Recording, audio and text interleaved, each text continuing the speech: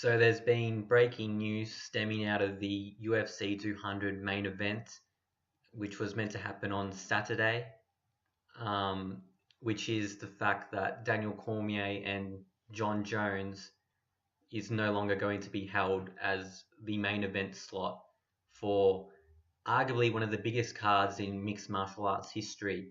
UFC 200, each century that goes by in terms of events, they've piled on the card, meaning that um, all their best fighters pretty much are fighting. And you could say that for UFC 200, bar Conor McGregor, who's facing Nate Diaz in August. But that was more due to promotional reasons, of course. As many of you would know, Conor McGregor didn't want to have excess media obligations, which was essentially why he was not allowed to compete at the UFC 200 card. And this is completely different. John Jones has tested positive for a substance, whether it's performance enhancing or illicit, we just don't know. There's a huge difference.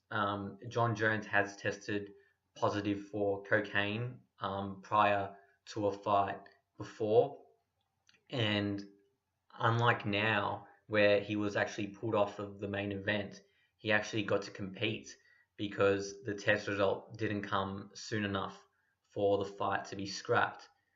And funnily enough, that was actually against Daniel Cormier when that whole cocaine thing came up. But he still won. And he made the comment in the press conference, literally less than a day ago. I was just watching the press conference today that, he beat Daniel Cormier in the first matchup at the height of his partying.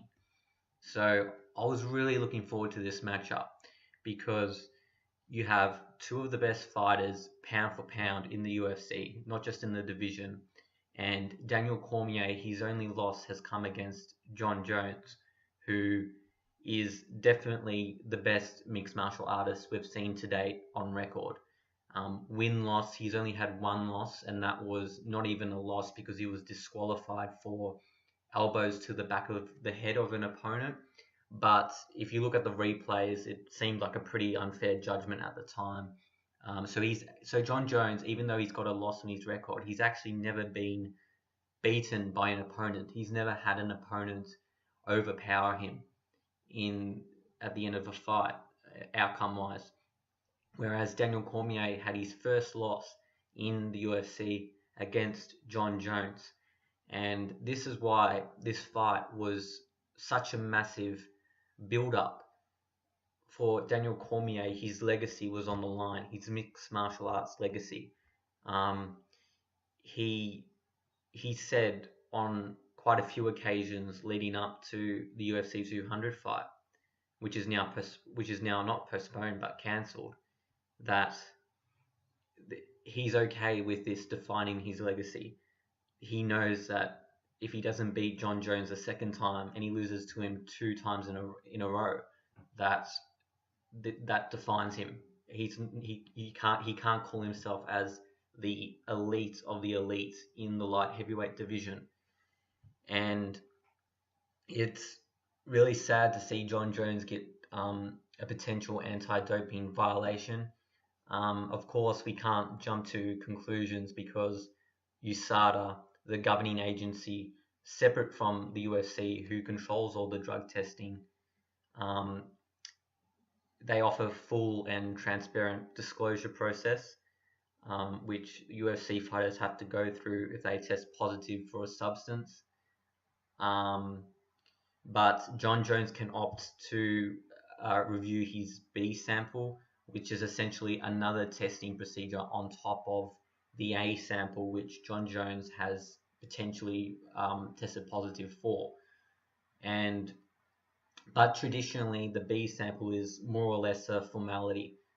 Usually that comes back positive as well if the A sample comes as positive.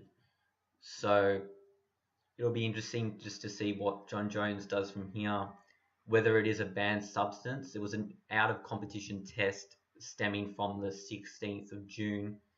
Of course, the UFC 200 card, they were meant to fight on the July the 9th. So he would have been in the midst of his training camp, the later stages of his training camp.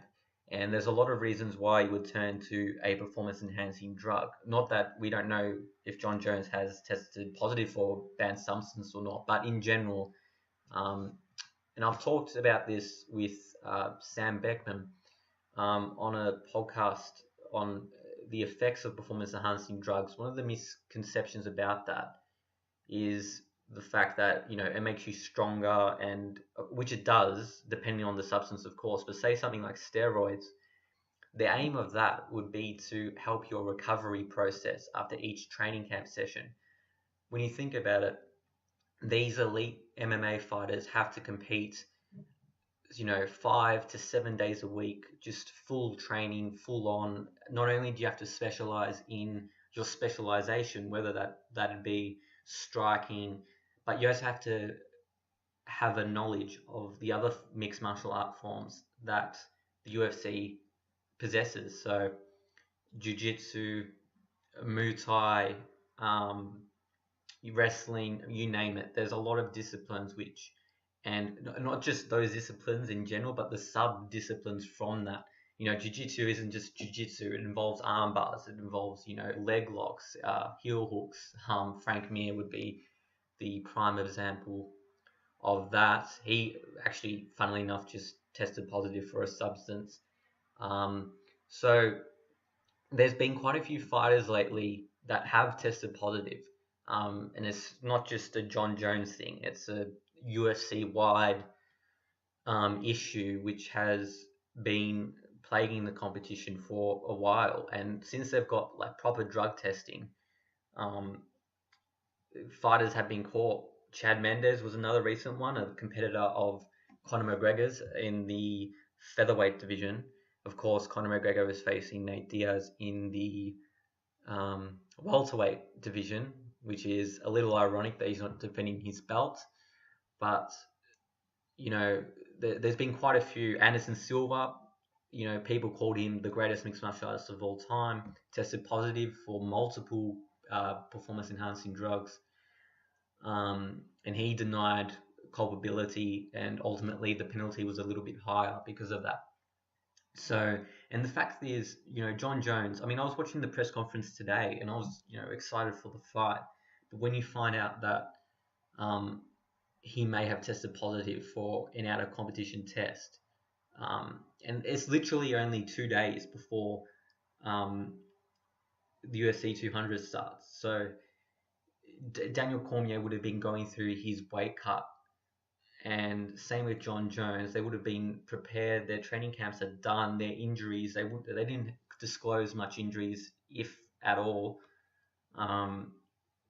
And it's off. You can't. I know the UFC put out a statement that refunds are available at the primary point of purchase, which I don't really know what that means. I wish they could clarify that a little bit. Because when they say the primary point of purchase, what do they mean? Do they mean buying it off pay TV, YouTube? You can purchase this on YouTube fights. There's lots of primary purchase points, and where do you get the refund from? They haven't really disclosed that properly. So I can see how viewers who wanted to watch that fight in particular, and the people attending the event, how they would want a refund, because John Jones is the most complete mixed martial artist we've seen to date.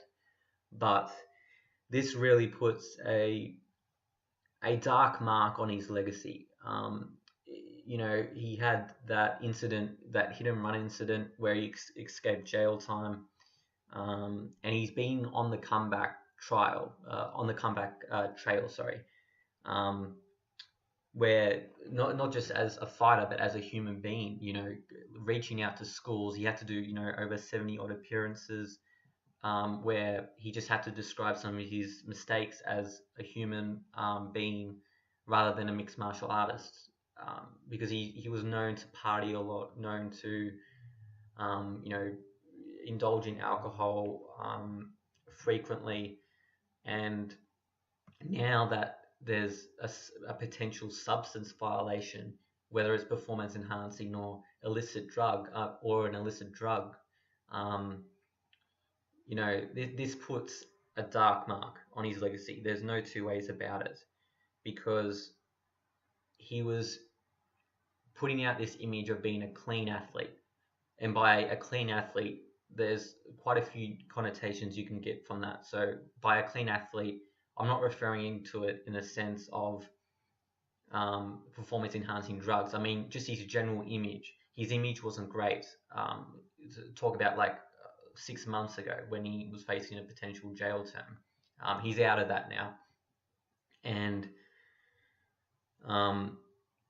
but now this just, so he was building up a clean image, and now this positive violation, a potential positive violation, has come back.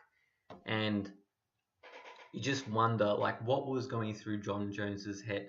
I mean, he would have known that he was on thin ice in terms of his image. And with Muhammad Ali's passing, if we learnt one thing from him, is that the best fighter is not necessarily the best fighter to have ever competed inside the ring or the octagon. It's the best fighter is someone who is the best inside the fighting cage or arena, and the best outside of it as well. It's a two-way process, because you're a role model to so many other people. And so this is just shocking news. John Jones, he could face a 2-year suspension. That's the standard penalty an athlete faces, a mixed martial artist faces, if they test positive for a banned substance. Hopefully it's not like a performance enhancing drug. Hopefully it's an illicit drug, because you wouldn't want to see him known to be a cheater, especially with the record that he holds. As I was saying before, he hasn't actually lost a fight.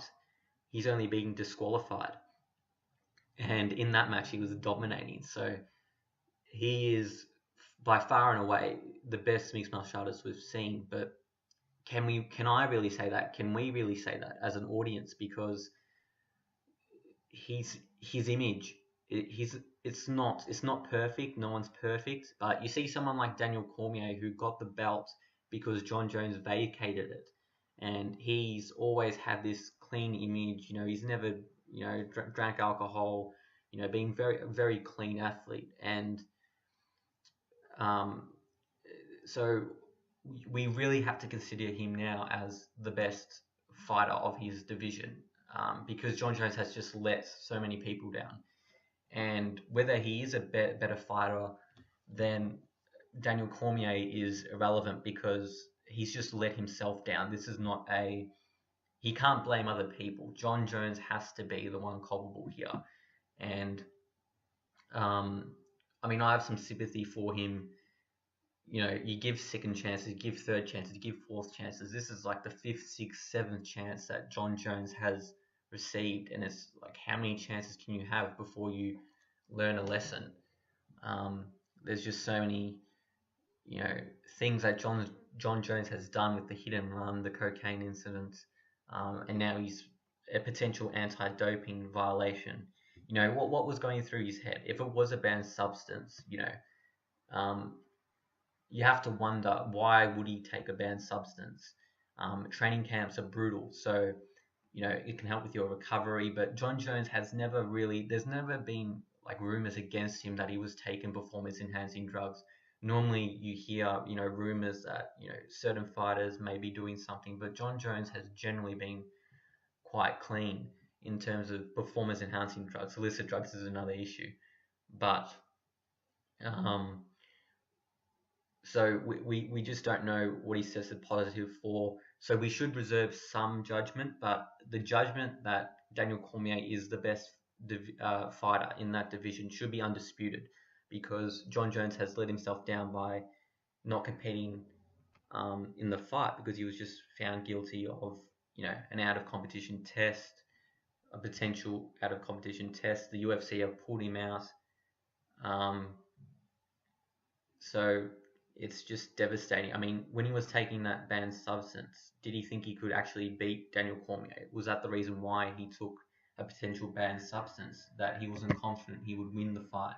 I doubt that because of his record. His record speaks for itself, but you just have to wonder what was going through his mind when it happened. If he knew it happened, some athletes in this position deny culpability to the extent that they say they didn't intentionally consume the substance that they've been found to have been guilty from. Frank Mir, who competed in Brisbane, Australia, who was found to have taken a steroid, said that it could have been something to do with the meat in Australia. And I was talking about this to Matthew Horrigan as well, an Australian Taekwondo athlete. You can check it out in one of my podcasts, who said, but Mark, at the same time, Mark Hunt could have, been taking the same meat, and why didn't he test positive for it? Of course, there's flaws to that argument as well. Frank Mir has never tested positive for a performance-enhancing drug prior to his anti-doping violation, and same with John Jones. So I think we shouldn't be harsh to judge his whole career on just this one potential anti-doping violation. But the fact that it's come at UFC 200, I mean, Dana White, the president of the UFC, said in the press conference today that, it's a blessing in disguise that this came at, one of the biggest cards in UFC history, where you've got, Jose Aldo, Frankie Edgar, Amanda Nunes, Miesha Tate, Cain Velasquez, Travis Brown, and the list goes on. Mark Hunt and Brock Lesnar, of course. That's going to be huge. But the Daniel Cormier, why would you choose that event to have it scrapped? I mean, that's the showcase card where you really promote the mixed martial arts event. And this was going to be huge. This was going to be the biggest card in UFC history without Ronda Rousey and without Conor McGregor. Those are two superstars of the UFC. And I mean, Conor McGregor's name has even transcended the UFC company itself at points. So this is not the good time to do it. It's not a blessing in disguise. How many chances can John Jones actually have before he realizes, what he's actually losing, because he has so many gifts, so many talents. He's the best mixed martial artist we've ever seen.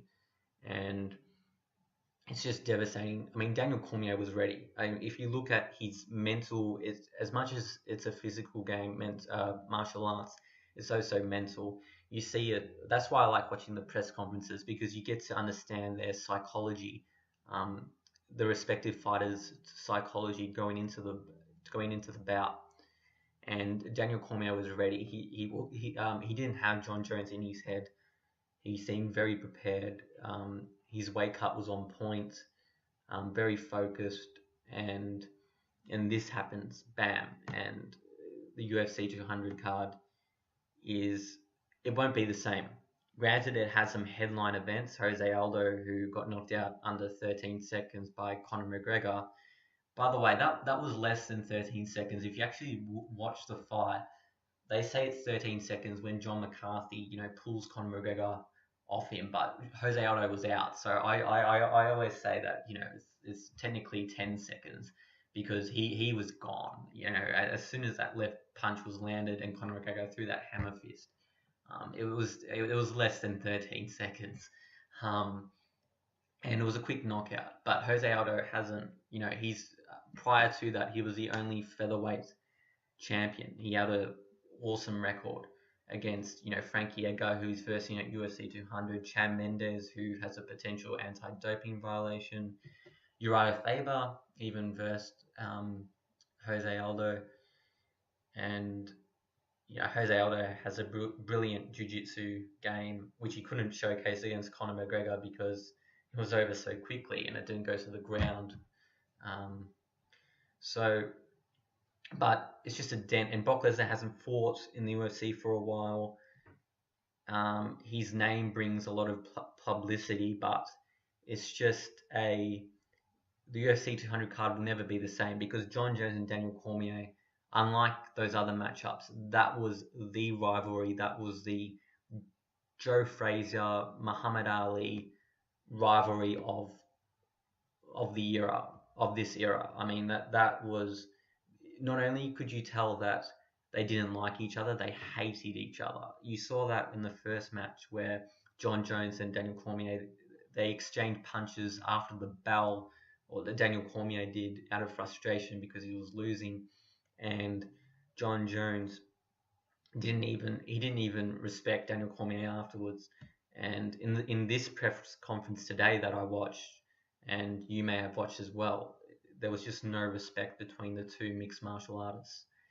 And so for this reason, Daniel Cormier is the legitimate champion because of his image inside and outside the fighting arena or cage. And that's one thing Muhammad Ali taught us. You know, you have to be a champion inside your craft and outside of it, because you're a role model. You're a role model to so many people. But I do hope John Jones, you know, he gets the help. He gets the help he needs. He's made enormous steps and strides in his image. Um, so so we're dealing with a lot of ifs and hypotheticals. But his legacy, if he has a 2-year ban, I mean, that's, yes, he's only 28 years old, but you know, by the time he comes back, he's 30 years old, and he's had 2 years out of competition. You know, ring rust is a real thing. You know, it can take a while to get back into the flow of things, and his legacy will be ruined forever. And the fact that he's not competing at the biggest mixed martial arts card, well, it would have been, and he's not competing on it. So that's just a blight on everyone involved, from the UFC company to John Jones to Daniel Cormier. How are they going to get Daniel Cormier another opponent? You would have to find another opponent for him. I'd be very surprised if they didn't, because he's gone through a training camp. This is the biggest UFC card, one of the biggest UFC 200 card, one of the biggest UFC cards, sorry. And so you have to give him an opponent who's, you know, not necessarily ready, but valid. Someone, you know, Anthony Johnson springs to mind. Anthony Rumble Johnson. I'd like to see that rematch. I'd like to see Alexander Gustafsson against Daniel Cormier. Alexander Gustafsson, of course, you know, had that, you know, amazing fight against John Jones at the height of his career. And he really gave the first challenge in John Jones's career, perhaps his only real challenge in mixed martial arts in the UFC. Of course, John Jones has never competed in some of the lower league events, such as, you know, Strikeforce. He started at the UFC and he's built his UFC career. The UFC knew his talent. John Jones knows his talent, but once again, he's let himself down. And the UFC 200 card, it will be good, but it just won't be the same.